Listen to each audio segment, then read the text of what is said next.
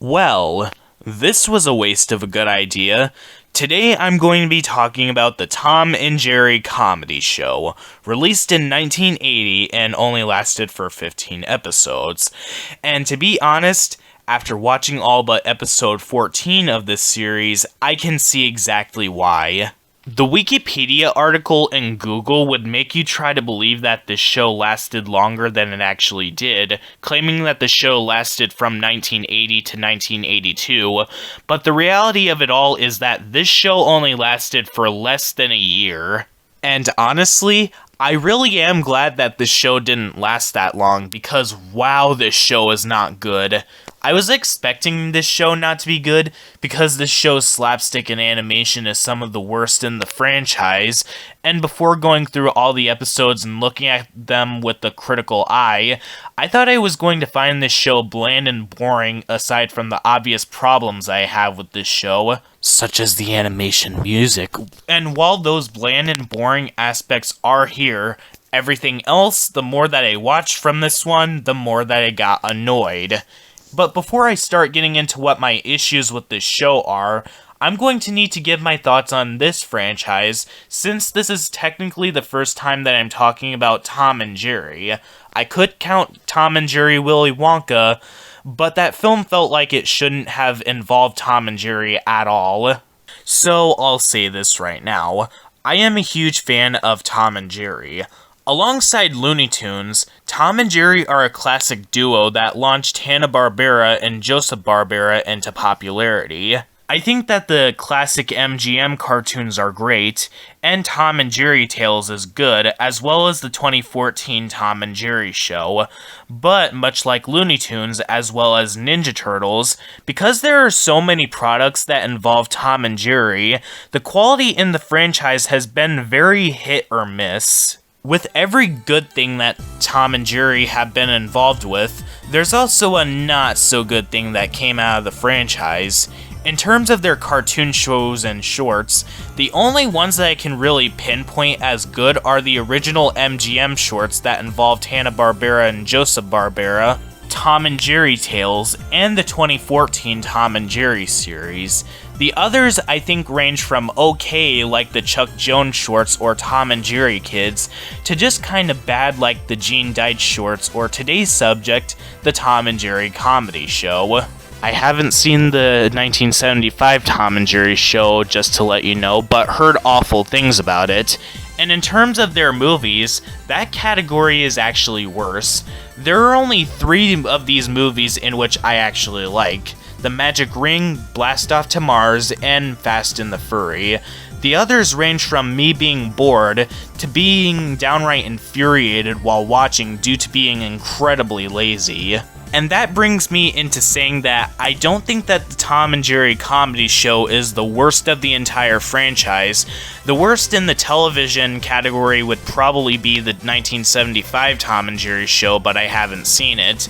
And this show is not quite as bad as Tom and Jerry Willy Wonka, but that's not much of a compliment because there are so many problems with this show that I'm actually having trouble figuring out where to even begin. Where does one begin when literally almost everything is wrong? Let's actually start off with what this show's concept is. Tom and Jerry are doing their slapstick chase routine as usual, but they're not on their own in this series, as a Droopy cartoon is thrown in the middle with Droopy outsmarting his foes. And there's a quickie short thrown in before the next segment would start. Actually, that doesn't sound like a bad idea. Tom and Jerry have been known for having cartoons that are around 6 or 7 minutes for years, and Droopy would be known to be associated with Tom and Jerry for years, even to a point where Droopy was in an episode of Tom and Jerry Tales, and with quickie shorts, they could give us a clever skit that could be used for every other episode in case they ran out of ideas. And fun fact, the Tom and Jerry comedy show might actually be one of the pioneers of this kind of format, eventually being used by Garfield and Friends, Dexter's Laboratory, and Johnny Bravo. The problem is that what I described to you guys is a lot more interesting than what the show actually does for these wraparound segments and actual episodes. How do I put this? Remember in Garfield and Friends or Dexter's Laboratory, where they would do these quickie shorts that were very clever or memorable? Kind of like a mini recess before those shows would go to the next short? Yes, the Tom and Jerry comedy show does do that. However, instead of me being entertained by the particular short, I feel bored and annoyed by these shorts, because they're all the same. All of them involve Droopy walking in the middle of a pink frame. Droopy paints the frame in the color of the background that it would use. They show random sequences of the other characters and throw in a whole bunch of weak jokes, then end them with Droopy announcing what cartoon with the particular character is coming up next. But the other parts of the show with the Tom and Jerry cartoons don't help matters much. But before getting into that, I might as well start critiquing what is actually one of my biggest problems with this series, and that is the animation. I know what you guys might be thinking to yourselves. Oh, well, this is a show from the 1980s. What do you expect? Normally, I would give animation from this time period a pass and say that, yeah, the animation is really stiff and limited, but to be entirely fair, this was also the case with a lot of other 70s and 80s cartoons, up until I'd say Gummy Bears or DuckTales. However, I'm making an exception for this show since it's associated with Tom and Jerry, which is known for its slapstick and violence. Now, Tom and Jerry's slapstick over the years went one way or the other, sometimes being emphasized well but not as good as the originals, or the timing being extremely off due to all the problems that the show has. The slapstick in this show is some of the worst that the franchise has to offer. Yes, this even includes worse products like Tom and Jerry Willy Wonka. The show's animation was done by Filmation, and that's my first big red flag with this show. Filmation's cartoons are known for either being incredibly cheap or are generally unknown about. Literally the only things that they're known for are He-Man and She-Ra, and that's because they were popular in the 80s. And also, He-Man had memes that were made about it. To start things off with the bullet points about the animation, because this show still wants to use slapstick and violence, with animation so stiff that it makes Hanna-Barbera's animation look like Pixar in comparison, you know exactly how this show is going to be executed when it tries to tell jokes. That being a colossal mess. When you're doing slapstick, you need to emphasize the pain and vary it up a little bit, otherwise, the jokes end up becoming predictable. And that is the big problem with the Tom and Jerry comedy show's animation. Everything is so stiff that it doesn't make much of an impact whenever a character gets hit. And I generally noticed on my first viewing of several of these episodes that multiple pieces of animation are used constantly and that the same jokes are reused constantly. Whenever I saw these frames being reused, I would just quietly say, or just roll my eyes constantly, because it is actively lazy. These lazy reused animation things that they would do is have the same animation of Tom and Jerry chasing each other, with it ending with Tom jumping and falling straight onto the floor, and also Jerry smashing a tomato in Tom's face. This got so overused to a point where near the end of the series, I knew exactly what joke they were going to use, because them repeating these jokes over and over again really do make them that predictable. Do you want to know why people didn't like Schnookums and Meat?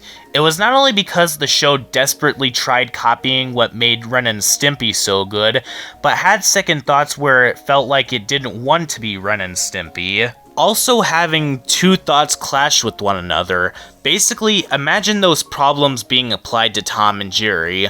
Only difference is that this was an entire decade prior. The show is using Tom and Jerry's name and trying to do slapstick, but also having the limitations of the 80s clash with it. But even looking past the Tom and Jerry aspects and why the animation in this show fails so much, the animation, regardless of if Tom and Jerry are in here or not, is still not good. Not only because of how stiff this show is, but also there are numerous animation mistakes that make me ask myself if anybody even did an oversight on this show before even giving the OK stamp to allow this to be on television. I'm not usually the type of guy that minds minor animation mistakes or off-modelness in the characters, because animation often patches mistakes with the next frame, since animation mistakes only happen for like a few seconds. Meanwhile, things like going off model is something that you need to close examine in order to pinpoint that it's an animation mistake. The Tom and Jerry comedy show was the case where I noticed some very noticeable animation mistakes without even trying to. In every single episode, there's either a coloring mistake, like in the episode Scared Bear, where Barney Bear in one sequence has his face colored entirely wrong, when this is what his color palette was established to look like. And there are also sequences in the show where 1 second, Tom's eyes are yellow, the usual color that he was established to have, then randomly out of nowhere in another sequence, his eyes are suddenly colored white. And there are particular moments where a character is obviously floating in midair because in that sequence, the animators failed to finish the character's legs. But the worst animation mistakes by far belong to Kitty Hawk Kitty. Why, you might ask? Well, not only is there the issue where the animators failed to finish the character in one sequence, that character being Tom, but also take a look at this frame. Notice something off about this? No? Well, take a look at another frame. Didn't take a guess yet? Well, here it is. Throughout the entire episode, the bottom of the screen constantly looks unfinished. These aren't even things that I got from Google. They are pictures that were screenshotted directly from the episodes. These aren't even VHS recordings. These are purely from the episodes, meaning that these mistakes must have gone through test viewings without everyone behind the show even thinking that maybe these mistakes needed to be fixed. And no, they are not intentional in the slightest. It legitimately feels like the animation cell is slightly out of focus so we see the raw animation process, with this being the biggest example of that. Okay, so the animation is not very good in this series, and the slapstick falls flat on its face, but you make up for that with the writing, clever jokes, and voice acting. But this show does not do that at all, unfortunately, cause with the exception of the Droopy cartoons, every flaw in this show annoyed me to no end, particularly with the Tom and Jerry shorts. I just need to start off this review on what my biggest problems with these cartoon shorts are, starting with Jerry. Jerry, at least in this show, is the worst. Not the worst character that I've seen ever, nor even the worst of the Tom and Jerry characters. Trust me, I think that the owner characters in Spike, at least in the Tom and Jerry segments of this show, and Tom's owner in the Gene Deitch cartoons are much worse. But I do think that Jerry in this show is the worst that he has been by far. One of the most iffy things that people are often split on whenever people talk about the original MGM Tom and Jerry shorts is actually Jerry himself. A lot of people claim that Jerry is awful and that Tom gets harmed for absolutely no reason at all.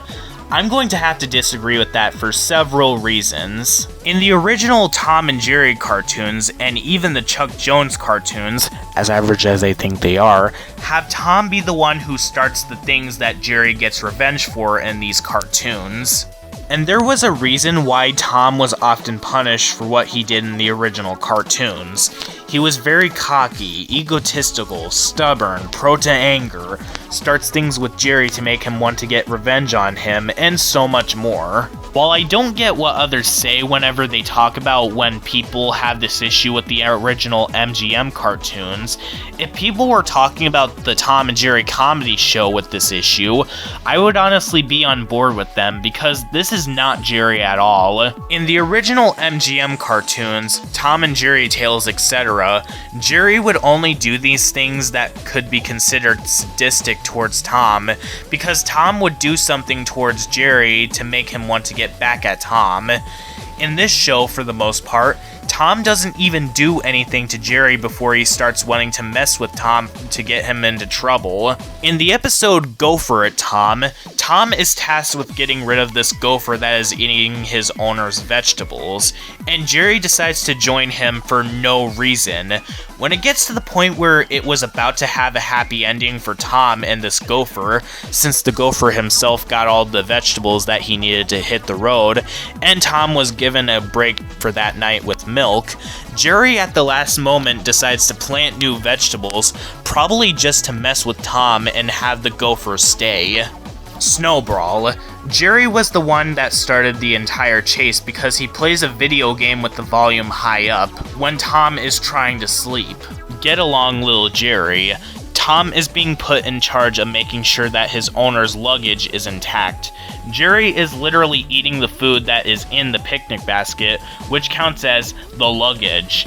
All the while, Spike is defending Jerry when he was literally eating Tom's owner's food and literally started the entire chase. Spike's birthday has the closest thing to Tom deserving what he got, but not completely because Jerry literally messes with Tom in an attempt to try to get him into trouble by literally destroying Spike's cake and feeding his steak to the fishes in the fish tank.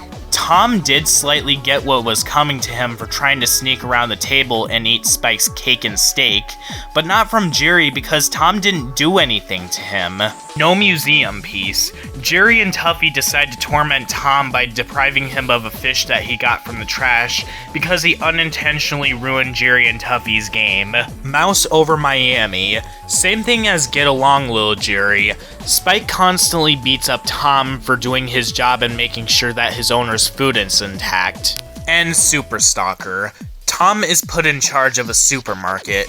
Jerry decides to start messing with Tom just because he was doing his job and making sure that the supermarket remained unharmed, which is why Tom went over to the lettuce section and looked at Jerry with an angry face. There's also another particular episode that is actually my least favorite segment out of all the segments of the show, which I'll get to later. True, not every episode has Tom getting punished for no reason.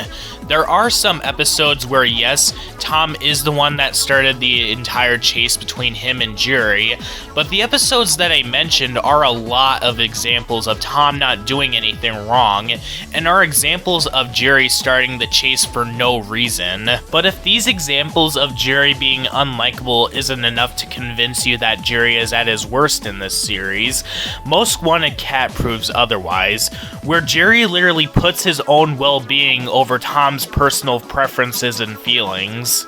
Tom decides to quit the job that he has because his owners treat him terribly. Jerry only decides to get Tom back, not because he would be bored without Tom or something, but instead because he wanted to save his own skin, putting himself over Tom's personal preferences and feelings. Granted, Tom's not much of a saint either. It's much rarer than Jerry being unlikable, and for the most part, he does get his comeuppance for what he did wrong, but there are points where I'm actually baffled that Tom didn't get punished for some of the worst things that he did in this series. Like in Cat and the Fiddle, where Tom is directly responsible for these instruments getting destroyed. If Tom didn't start messing with one of these instruments in the first place, then Jerry wouldn't have gotten the idea to try to destroy these instruments. And in the ending, when they all get destroyed, nobody suspects that Tom or Jerry were responsible and they both get off scot-free. Or in Incredible Shrinking Cat, where neither Tom or Jerry get comeuppance for literally shrinking this mad scientist in his castle. The next problem, adding on to my problem with how Tom is treated in this show, it seems to not be able to make up its mind on whether it wants Tom to chase mice or detest the fact that Tom chases mice. I already mentioned a second ago the episodes Get Along Little Jerry and Mouse Over Miami, where Spike scolds Tom constantly for chasing Jerry, but the problem is that Tom is a cat. It's in his blood to chase mice, and the reason why Tom is chasing Jerry is because, like I said, Tom was tasked with keeping an eye on his owner's things. Otherwise, Tom would get punished by his owners. Stage Struck has the same problem, but to a much lesser extent. Go for it, Tom, and save that mouse even has Tom's owners and caretakers get onto him for chasing Jerry. And yet, episodes like School for Cats contradicts the save the mouse behavior, where Tom is sent to what looks like a military school for cats because he doesn't chase mice and is being lazy, all the while having some of the worst voice acting in the entire series. Seriously, Tom's female owner, when being in distress about mice chasing her, sounds like she has a sprain on her ankle, not that she's being chased by mice. Females in cartoons usually scream at the top of their lungs when there's a mouse in the house, and Spike in this segment is for some reason okay with Tom chasing Jerry, when he usually has this bitter attitude whenever he chases Jerry. Speaking of the owners, remember when I said that Jerry isn't the worst character in this show?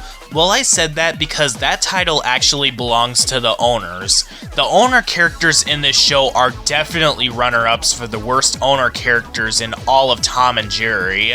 And considering the fact that Tom's owners in recent years have all been scolding or tough towards Tom whenever something goes bad in the house or something, that's saying a lot. The only owner of Tom that is worse than these guys is the owner from the Gene Deitch cartoons, and that's only for the fact that he physically abused Tom alone. The problem with these owners is that they have the exact same issues as one another. They're all neglectful of Tom and are incredibly unappreciative towards him whenever he does his job as a cat. Such as in the aforementioned Most Wanted cat, where his owner threatens Tom that if he doesn't start focusing on his job, then he would be fired, when Tom was doing his job, so I don't even know what he's going on about. There's also the other aforementioned episode, Save the Mouse, where Tom's owner ignores Tom when Tom was trying to show that he finally caught Jerry.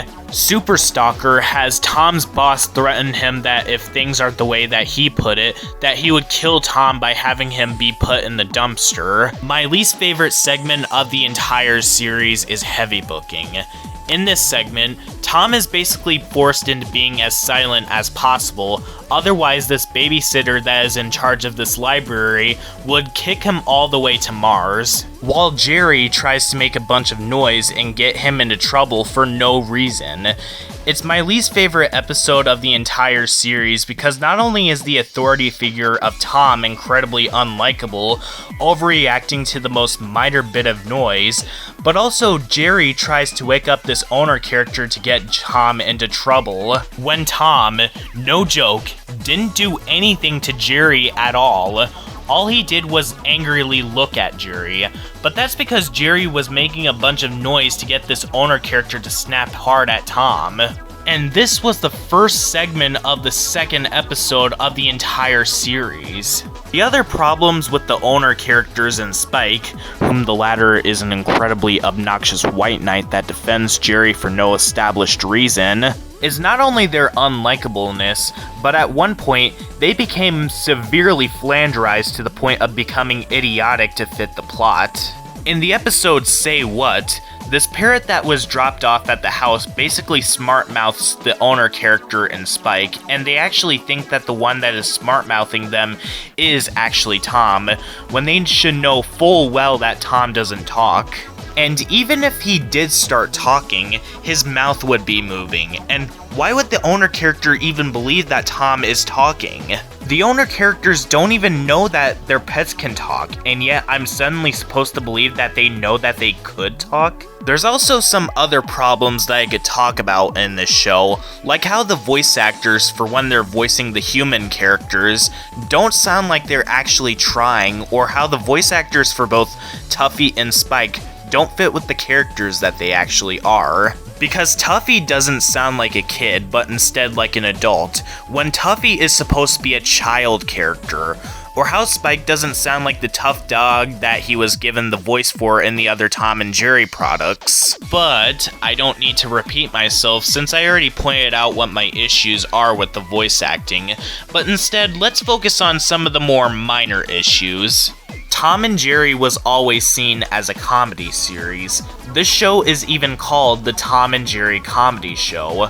The problem is that a lot of the time, in this series, the actual comedy aspect falls flat on its face. Not just because of the slapstick aspects that are not very well timed, but also the actual dialogue-heavy jokes that they try to implement in this series falls flat too. For being incredibly unfunny, especially in the quickie shorts where they throw in a bunch of bad puns, getting so bad that at points, Droopy even agrees that these jokes are bad, or being a lot more confusing rather than being funny. In the episode Lumberjerks, which is a Droopy short, there's this incredibly confusing running gag where Droopy thinks that the sound effects that are going on are just the sounds of a bird by saying, "There's that bird again." And all I'm thinking to myself is this a fourth wall gag? I don't get it. Can Droopy hear the sound effects going on or something? And then there's the music tracks in this show. I'm just gonna be completely honest when I say this. This show has some of the worst background music that I've ever heard on a cartoon show ever. And I've heard people complain that Camp Lazlo had the music tracks remind people way too much about SpongeBob. To explain the problem with this background music thoroughly, it sounds like off-key instruments and also sounds very bizarre, sounding more in sync with alien invasion music rather than music tracks used for a slapstick chase sequence. Not only does the music in this show sound like nails on a chalkboard, but these music tracks are used frequently in the show and it gets annoying fast, along with the reused jokes and animation. Alright, so the Tom and Jerry segments are just miserable, and the quickie segments are boring and repetitive, along with the other issues. Do I have any positives with this show after covering everything else due to me not liking this show? Actually, there surprisingly is. Don't get me wrong, the one positive that I am going to point out isn't enough to redeem this entire series, due to how very poor quality it is, and the Tom and Jerry segments bringing it down. However, I didn't dislike everything in this series, and my positive for this series to an extent are actually the Droopy segments. Don't get me wrong, the Droopy segments in this show are not without their problems either. Since I caught a few animation mistakes, the same animation in one episode was reused multiple times, and of course, that one bird joke from Lumberjerks really was that confusing. But the Droopy segments, unlike most of the Tom and Jerry segments, actually knows what makes a character a protagonist and what makes a character the antagonist. The antagonists in these segments are the ones that properly get punished, while the protagonist, the one that did the right thing, is rewarded in the end. Even though I disliked Spike in the Tom and Jerry segments, I'll admit that in the Droopy segments, he makes for a good antagonist as someone for Droopy to foil. And it actually gives out a good variety of enemies that Droopy foils than just Slickwolf, whom, while is the antagonist of a lot of these shorts, is not the only antagonist of all of these shorts. If you want some examples of these segments knowing what makes a protagonist and antagonist, there's Droopy's Restless Night, where Spike takes advantage of Droopy and has him work on this entire building during the night, while Spike lays around and does nothing.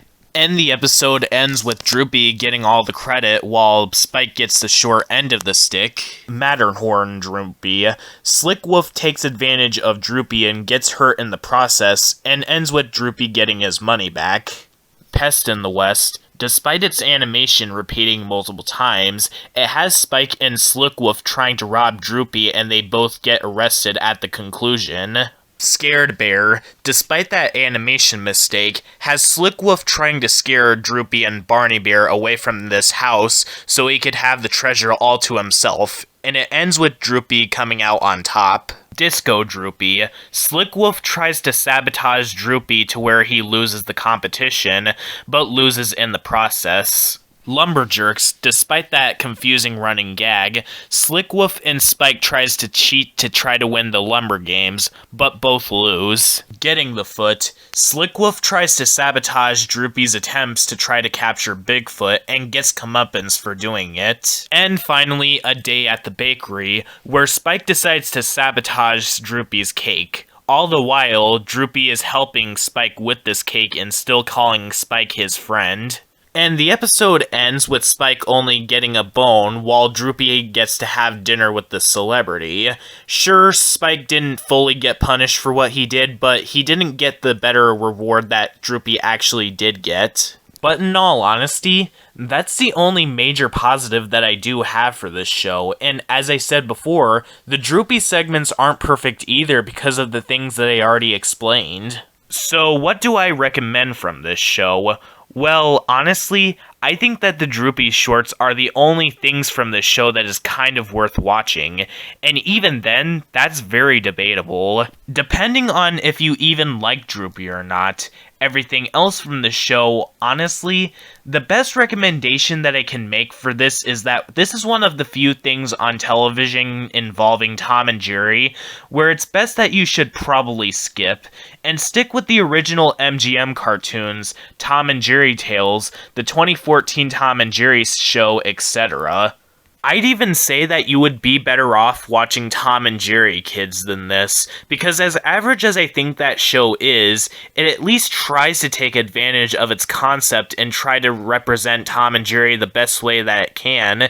It has gotten criticism flung at it for putting violence towards Tom while he's a child, and not doing slapstick as good as the original shorts, but that show at least tried. While I don't think that this is the worst thing that involves Tom and Jerry, however, if someone were to ask me what I thought the worst thing that involved Tom and Jerry doing the classic cat and mouse chase, I would easily pinpoint this as being the worst.